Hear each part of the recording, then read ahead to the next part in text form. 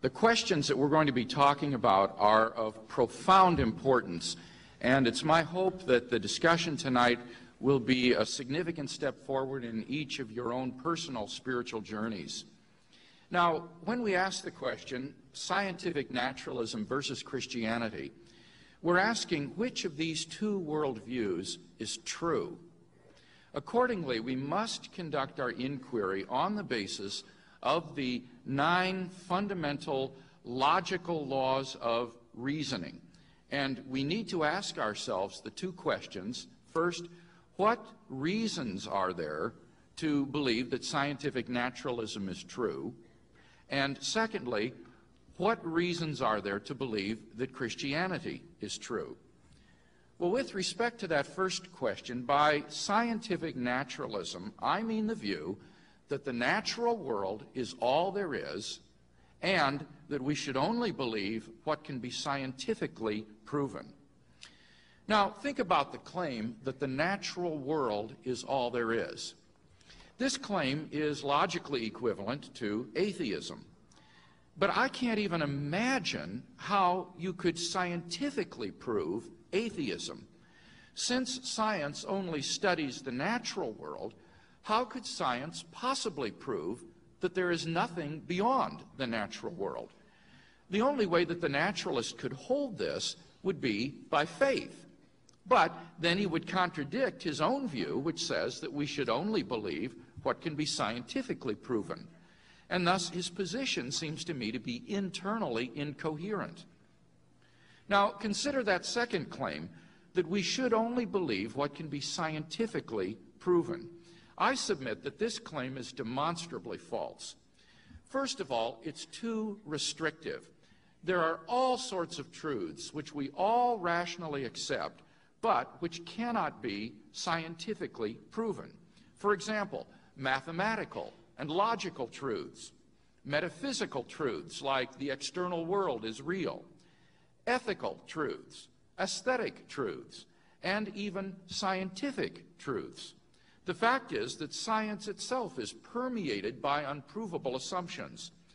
For example, the theory of relativity, one of the twin pillars of contemporary physics, is based on the assumption of the constancy of the speed of light between any 2 points, A and B.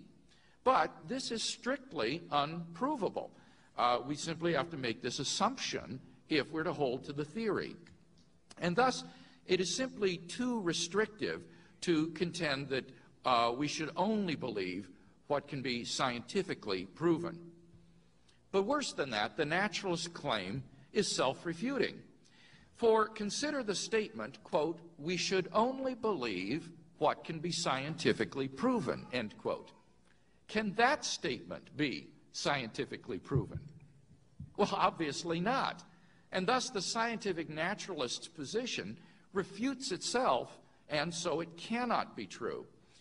And thus there seems to be no good reason to believe that the natural world is all there is, and there's certainly no good reason to believe that we should only believe what can be scientifically proven. In short, it's hard to see any good reason to think that scientific naturalism is true. So what about that second question? Are there any good reasons to think that Christianity is true? By Christianity, I mean the view that God exists and that he has revealed himself decisively in Jesus Christ. Now, I'd be the first to admit that you can't prove compellingly these two claims, but I do think they can be shown to be reasonable, and in fact more reasonable than their denials. Take that first claim that God exists. I believe that there are in the natural world certain signposts of transcendence, as it were, which point beyond the natural world to a greater reality as its ground. For example, signpost number 1, the origin of the universe. The astrophysical evidence indicates that the universe began to exist in a great explosion called the Big Bang 15 billion years ago. Physical space and time were created in that event, as well as all the matter and energy in the universe.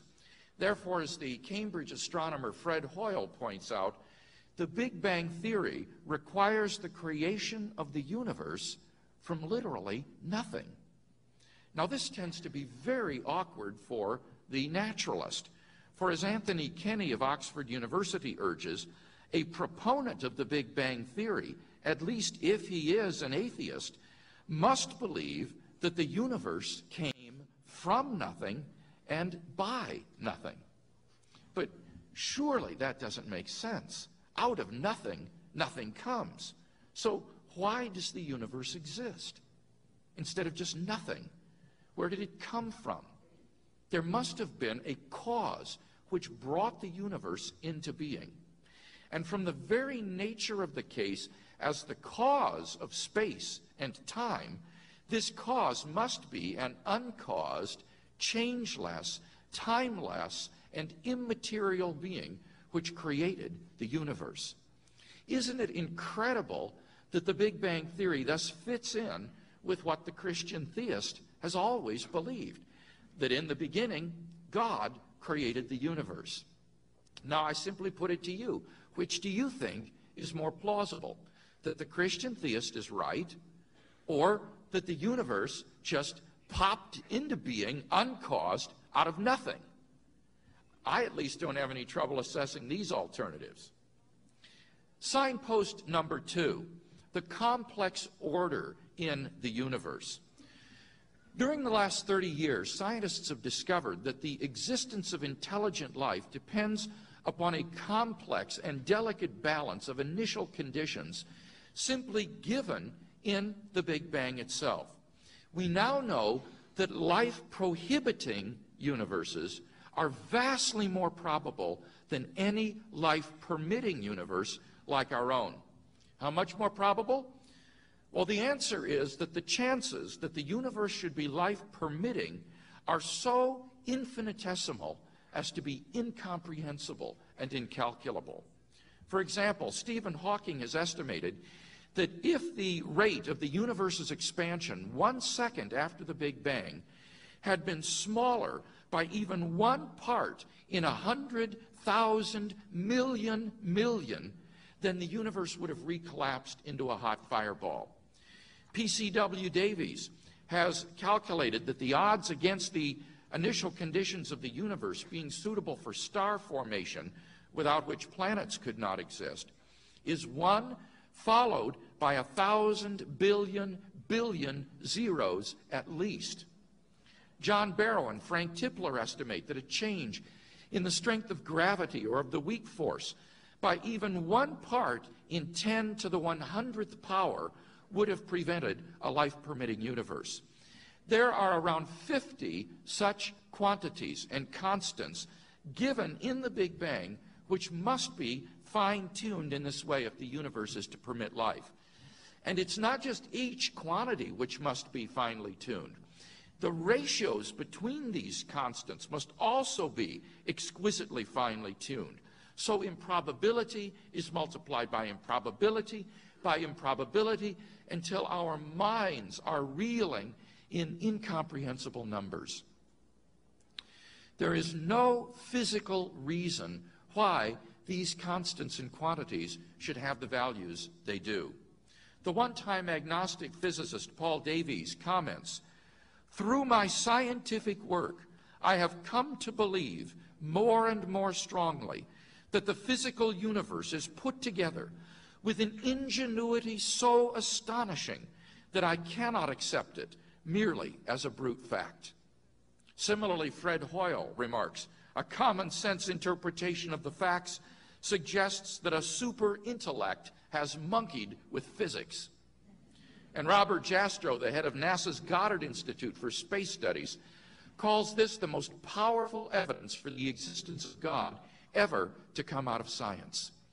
So once again, the view that Christian theists have always held, that there is a designer of the universe, seems far more plausible than the atheistic view that the universe, when it popped into existence uncaused out of nothing, just happened to be, by chance, fine-tuned for intelligent life with an incomprehensible precision and delicacy.